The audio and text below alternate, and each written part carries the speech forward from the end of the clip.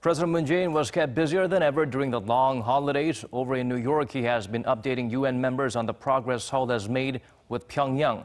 On Wednesday, during his UN General Assembly speech, he stated the shadow of war has been removed from the Korean Peninsula. Shin Se-min starts us off. President Moon Jae-in has brought the international community up to speed on North Korea. Addressing UN member nations on the last leg of his trip to New York, the president spoke of the progress made with Pyongyang, from getting the regime to put down its nuclear weapons to disclosing its will for peace and prosperity in front of the world. The South Korean president, for the first time on the UN stage, also referred to bringing an official end to the Korean War. 전쟁 종식은 매우 절실합니다. 평화 체제로 가기 위해 반드시 거쳐야 할 과정입니다.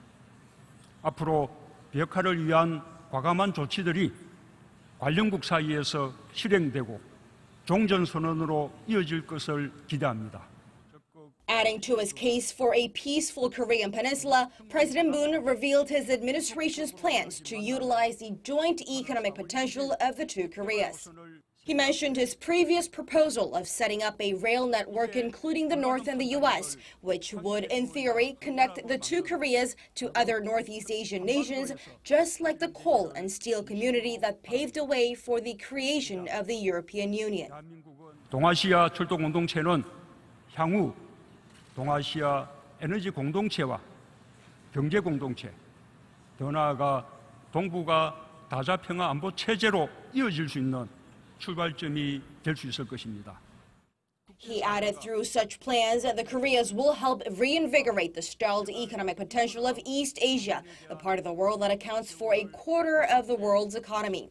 The South Korean leader also touched upon humanitarian issues, saying Korea, which suffered under Japan's wartime system of sexual enslavement, will be front and center of stamping out sexual violence in the disputed regions. The president is closing out of his four-day trip in New York, much of which he spent briefing South Korea's allies as well as international dignitaries on his latest summit with North Korea's Kim Jong-un.